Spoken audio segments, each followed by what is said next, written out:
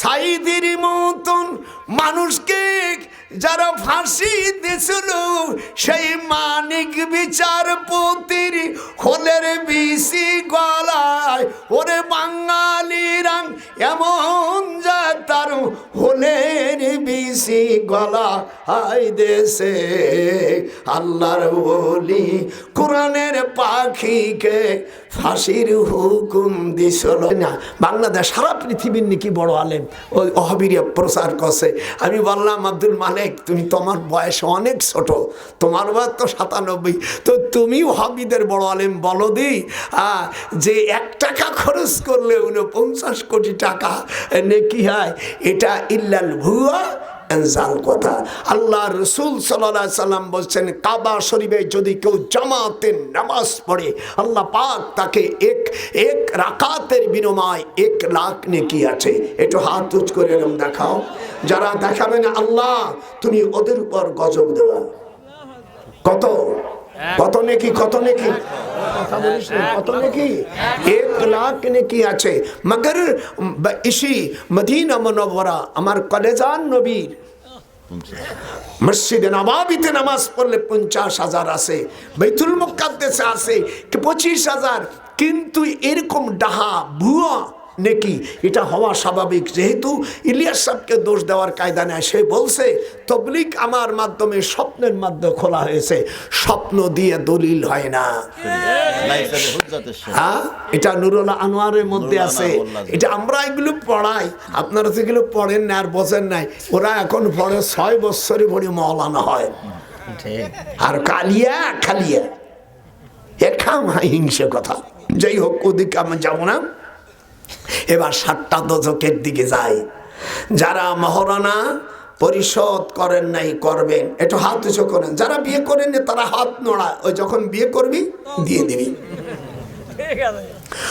2 নম্বর, যারা নামাজ পড়ে নাই, মা সালাকাকুম ফি সাকার, জিজ্ঞাসা করা হবে তোমরা সাকার নামক দরজার কাছে কেন আসছো? বেনামাজিরা বলবে কলু লাম নাকু মিনাল মুসাল্লিন, হাত উঠা, আমরা নামাজি ছিলাম না। তারপরে বলবে ওয়ালাম নাকু নুতিমুল মিসকিন, আমরা গরিবদেরকে খাবার দেইনি, অন্ন দেই নাই। ওয়াকুন্না নাখুদু মাআল খায়দিন, যারা ইসলামের দিকে ডাকতো, ওলি আল্লাহরা যারা শরিয়াতের দিক তরিকাত মারুফাতের দিকে ডাকতো, তাদের দিকে আমরা যোগদান করি নাই। আর 4র্থ নম্বর, ওয়াকুন্না নুকাজ্জিবু বিয়াউমিদ্দিন, দি ডে অফ জাজমেন্ট, আর প্রতিফল দিবসকে আমরা মিথ্যা জানতাম। অপরাধ কয়টা? 2টির 7টা দশক 8টাই সব শেষ করিয়া আমার আপনাদের থেকে বিদায় হব। রাজি? যেরকম রাজি।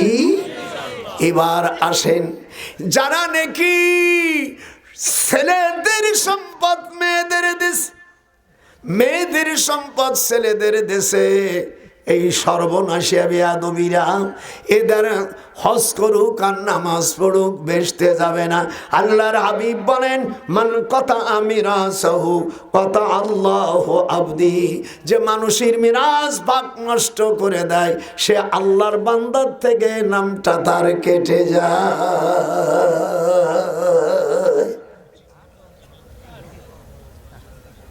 আমার বড় ছেলে মোটরসাইকেলের জন্য 1 লাখ টাকা নেছে। মাইজিডারে এনে কয়, আব্বা ও আমি পালসার গাড়ি কিনবো, আমার 50,000 দাও, আর ওর 50,000 পুরনো একটা কিনে দেয়। আর অমনি চড় মারিয়ে দিয়েছি। চড় মারার পরে লাথি দিছে, ভাট তোরও 1 লক্ষ দিছি, ওরও 1 লক্ষ দেব। বদমাইশ। আমার স্ত্রী বললো, আর মারলিয়া কেন? চপ মারছি কেন? রাত্রি কনে আর স্ত্রীকে শোনা, ঠিক করছো, যদি ওরে না দিত আমার ছোট ছেলে আসে আমার খালি গলা ধরতো আর একটু একটা টানতে মারে। তার মানে দেখবেন ছোট যে ছেলে তারে কোমলি বাবার কাছে না গেলে, আপনার তো ছেলে বড়, দেখবেন ওই মার কাছে মার এই এই ভকিনির বাচ্চা মানে মারে যা তা মা তো রাগ হবে না, কিন্তু বাপ দেবে পেটন। কথা কস না কেন? যারা বাপ বয়সের কথা কন খালি ফাল দেবো নিচে।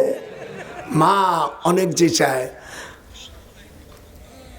মায়ের জ্বর দুঃখ যাব জীবন রে সখী, ওরে স্ত্রীর কান্ডন 4 মাস 10 দিন পারার থাকে না। জনম শুদ্ধে শুদ্ধে জনম, জানা না বলবে আল্লাহ তুমি তার শাস্তি দেবা। জনম দুঃখিনী আমার গর্ভধারিণী মা, মায়ের পার তলে জান্নাত লেখা রে।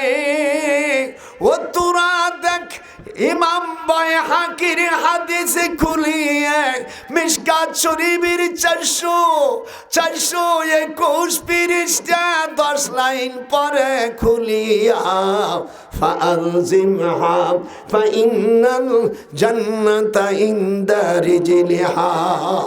দাদার সাথে হাত ওঠা। ও তোরা দেখ বুখারী, জোরে, ও তোরা দেখ বুখারী হাদিস খুলে করছে নবী বর্ণনা। জনম দুঃখিনী আমার জন গর্ভধারিণী মা। ভালো লাগছে? এই জোরে কান, ভালো লাগছে? এই জন্য যারা নাকি বাপ হইয়া হজ করে আসছো, দুখানা হাতে ধরি পায়ে ধরি সম্পদগুলো ফিরেই নিয়া তোর মায়া যতটুক পায় দে, না হলে হাজিরে কোরআন হাতে রাখে বলছি তুইও অয়েল জাহান্নামে চলে যাবি। আর তোরে যারা হাজি বলবে তাদেরও খবর আছে। তুই যখন টাকা দিয়ে, হারাম টাকা দিয়ে গেছিস মায়ের ছেলেরে, অথবা ছেলের সম্পদ নষ্ট করে মায়েরে দিছ, যদি এরম করে থাকো তুমি 7 তারিখে যখন মেনাই যাবা, আসরের আগে তোমার আমলের মুখের উপর ক্রস চিহ্ন পড়ে যাবে। একটু দিদি এটা হাত উঠা, দেখবেন ফেসবুকের মধ্যে লাল চিহ্ন থাকে, হাত উঠা, এইরকম এইরকম। ওকে যে হাসি বলবে সেও গুনাহগার, ওর জন্য কোনো জান্নাত নাই। ওয়ালা ইয়াদখুলুনাল বল ওয়ালা ইয়াদখুলুনাল জান্নাতা হাত্তা ইয়ালিজাল জামালু ফি সামিল খিয়াত। আল্লাহ বলেন ওর জন্য বেহেশতে যাওয়াটা এত অসম্ভব ব্যাপার যেমন সূর্যের ছিদ্র দিয়ে ঢুকানো অসম্ভব। কথা বলেন কেন? আপনাদের সূর্য আছে না? কথা বলে না, একটু জোরে সূর্যের ছিদ্র আছে না, হুটুয়া। এই ছিদ্রর ভিতরে বড় একটা ঢুকানো যেমন অসম্ভব ব্যাপার, আল্লাহ বলতেছেন ওদের জন্য জান্নাতে যাওয়া অসম্ভব ব্যাপার। যারা এই ধরনের অন্যায় কাজ যারা করেছে, আমার আয়াতকে যারা মিথ্যা জানলো, ইন্নাল্লাযীনা কাযযাবু বিআয়াতিনা ওয়াস্তাকবারু আনহা লা তুফাত্তাহু লাহুম আবওয়াবুস সামাই ওয়ালা ইয়াদখুলুনাল জান্নাতা হাত্তা ইয়ালিজা জামালু ফি সামিল খিয়াত। কি দৃষ্টান্ত আল্লাহ তাআলা দিচ্ছে। আমার ভাই কাউজামার উপরে আছে, কখন যেন আসে পড়ে, নাহলে আজকে ছুড়ে ফেলা তামাজ করিয়ে। আজকে আব্দুল খাইছি আখাক সাহেব আমাকে যা বলছে, ভাইজান আমাদের তুমি নিজে সেই থাইয়ে থন মা জানে এই দিক ওদিক যেন আমার না যায়। আপনারা খুশি? আরো যখন খুশি। এরপরে আল্লাহ তাআলা জাহিম, মনে আছে না? করর, সাকার, জাহিম, কথা বলে, জাহান্নাম, হোতামা, লাজা আর হাবিয়া, এই 7টা। এবার যাচ্ছি যারা হাবিয়া দুজকে কারা যাবে, ওয়াবারাসুলিল্লাহি জামিয়া। 13 পারা 20 নম্বর আয়াত সূরা ইব্রাহিম। হাবেশ সাবরা সব স্ট্যান্ডার্ড থাকে যেন কোনো সময় ভুলুন অমনি করিম ধরে বলবো। হা আমার পরশ জানি যায় রে কেমনে তুমি হইবা নদী পার, পরের নারী হরণ করণ তোমাদের দশা অমনে হবে। গোপালা নজরুল কয় জনগণের ক্ষমতা পাওয়ার পরে মাল কেউ খায়ও না।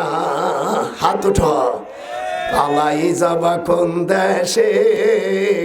সাইদির মতন মানুষকে যারা ফাঁসি দিয়েছিল, সেই মানিক বিচারপতির খোলের বিসি গলায় ওরে বাঙালিরা এমন যা তার হোলের বিসি গলা হাই দেশে।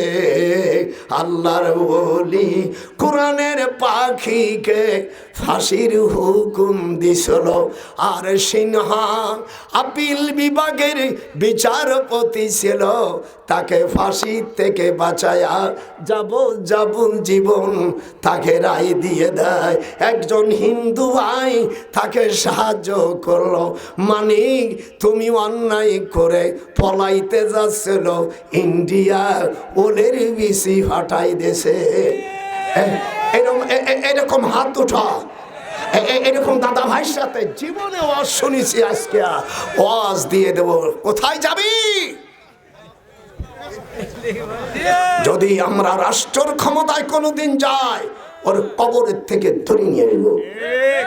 কোরআনের পাখি, কোরআন আমার হাতে। সাইদি সাহেব আমাকে আর ডক্টর বারি সাহেব, আল্লাহর কোরআন কাবা শরীফে ঢোকার মতন বাংলাদেশ অনেক রাষ্ট্রপতি আছে, কিন্তু কাবা শরীফের ভিতরে ঢুকছে মাত্র 3 জন। আমি তখন আপনাদের দেশে আসিনি, 1982 সালে আমি তখন মদিনা ইউনিভার্সিটিতে চাকরি করি। আমাকে ডক্টর নজরুল গোপালগঞ্জ, আর আমি দিনাজপুর পার্বত্যপুর ডক্টর বারি সাহেব, উনি তখন রাজশাহী ইউনিভার্সিটির প্রফেসর ছিলেন, পরে ভাইস চ্যান্সেলর হয়েছিলেন। আর কোরআনের পাখি আল্লামা দেলওয়ার হোসেন সাইদি, একটু হাতটা উঁচু করে দেখাইতো। যারা হাত উঠাবে না তারা মনে করো মানিক ওই বদমাইশি দলের লোক। হাত উঠান জোরে কর। এই 3 জন লোক, আমি ডক্টর নজরুল গোপালগঞ্জ, আর দিনাজপুরি পার্বত্যপুরের অর্থাৎ ডক্টর বারি সাহেব, সাবেক রাজশাহী ইউনিভার্সিটি ভাইস চ্যান্সেলর, আর কোরআনের পাখি আল্লামা দেলোয়ার হোসেন। এই সাইদি 1982 সালে ফাহাদ বিন আব্দুল আজিজ, তখন আমাদের শুক্রবার আমরা 3 জনে এহরাম বেঁধে রয়েছি। আমি আর সিঁড়ি আনা হলো, আমরা কাবা শরীফে ঢুকলাম। যেরকম আল্লাহু আকবার। ভিতরে 4টে খুঁটি আছে, নামাজ পড়লাম। ফাইনামা তুআল্লু ফাসাম্মা ওয়াজহুল্লাহ। আল্লাহ বলে কাবার ভিতরে কোন দিক তোর মনে চায়, যেরকম আল্লাহু আকবার। বিয়ে করার পরে হাদিস আছে, বউরি ডানিয়ে রাখতে পারো, মাও রাখতে পারো, কিন্তু বিয়ে না করিয়া ওই কাম করিস না। ভয় ভয় ভয়। দাদারে দেখেছিস? দাদা আজকে কি খেপা খেপছে বলো। খবরদার খবরদার। জনপ্রীতি পিরিছে নবীর ওসিলায়, ওরে মন নবীর ওসিলায় যাবে কেমন করে বাংলাদেশকে খোদা ইসলামী রাষ্ট্র দাও। হাত ওঠা যারা তোরা মুসলমান আছো, ওযু করে কোরআনের দিকে তাকাও, ওরে মন কোরআনের দিকে তাকাও।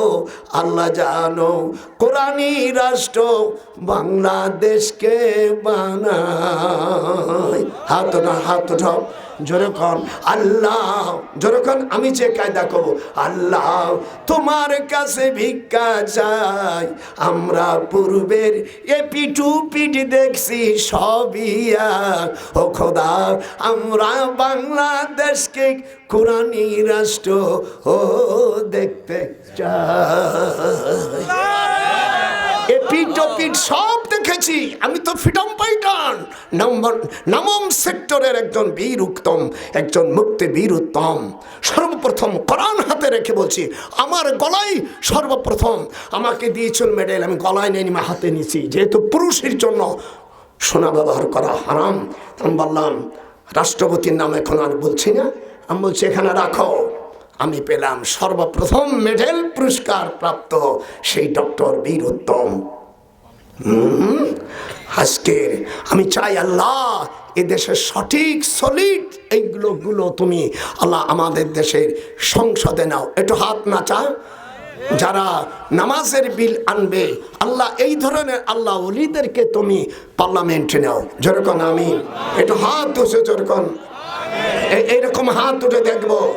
অজু করবেন, অজু করার পরে সমর্থন দেবেন। রাজি? যেরকম হুজুর রাজি? কি অবস্থা? অন্য জাতিদেরকে বলি ইসলামী রাষ্ট্র হলে তোমরাও সুখী থাকবা। যেরকম আল্লাহু আকবার। খবরদার, আমি এখনো তোরা দাওয়াত দিস না। কোরআন হাতে রেখে বলছি মাওলা, আমি কাবা শরীফের, আজ আমার একটু আগে ছেলেকে বলেছি তুই কাবা শরীফের কাছে যে বলবি আল্লাহ বাংলাদেশকে তুমি ইসলামী রাষ্ট্র দাও।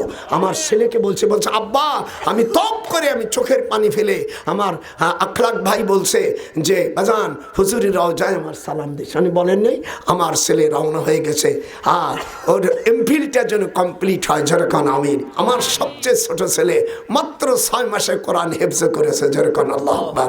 ওর ইমিডিয়েটলি ভাই সাব্বির আমার আখলাকের খুব পড়েছে। আমার ওই ছেলে গোটা সেই রংপুর বিভাগের ইমাম প্রশিক্ষণ একাডেমির সব ধর্মীয় শিক্ষক যারা 9টি জেলা আর বগুড়া আর জয়পুর, এই বগুড়া আমার ছেলের অধীনে। কি মনে করছি ওটা আমার 5 নম্বর সওয়াল। 19টা সন্তান, সুবহানাল্লাহ। তো দাদি সেদিন বলতেছে সব ছেলে মেয়ে বাইরে চলে গেছে, এখন একটা বাচ্চা হলে ভালো হতো না? চল ওষুধ খাওয়াই নিয়ে এসি। 19টা হয়েছে বাচ্চার, বুড়ির এন স্বাদ আছে যে আর একটা হোক। আর সমস্ত অসভ্য মেয়েরা কি করে না করে বুড়ি খাইটা খাওয়ায়। জেনে রাখিস আল্লাহ রসুল বলেন সালাসু বানাতিন আও সালাসু আখওয়াও, 3টে ছেলে মেয়ে যার হবে কমপক্ষে ইসলামী শিক্ষা দিয়ে বিয়ে দেবে। হুজুর বলেন তার পিতা মাতা জান্নাতি। আপনি একটু জোরে কর না, কেন বসবে যে মোল্লা বানায় বানায় বলতেছে জোরে কর। আর যারা সন্তান বাধা দিয়েছিস মায়া বড়ি খাওয়াইয়া, বিআই জামবিন কুতিলাত, কিয়ামতের ময়দানে সন্তান হত্যার দায়ে তারা জাহান্নামী হবে। ও তোর হজ যাকাত কিছু হবে না। নজরুল কয় তোর হজের যাকাত আর কিছু হবে না। উলাইকা হাবিতাত আমালুহুম ওয়া ফিন্নারিহুম খালিদুন। ডান হাত উঠায় তো যেরকম পারে যেতে পারবি না পরের নারী হরণ করো না। ওয়ালা তাকরাবুজ জিনা, জিনা তো দূরের কথা, জিনার কাছে যাও না। আমির হামজা তুমি কেমন করে বললে ওই কোন মহিলার দিকে তোমরা তাকাও? এই লেখাপড়া তুমি শিখছো, দয়া করে ভালো হয়ে যাও আল্লাহর কাছে। সেদিন তোমার দলের লোকেরা তোমাকে বাঁচাইতে পারবে না। ওয়াবারাজু লিল্লাহি জামিয়া। এই সরে কোশনে কানা হলে তুই খোদার দুশমন।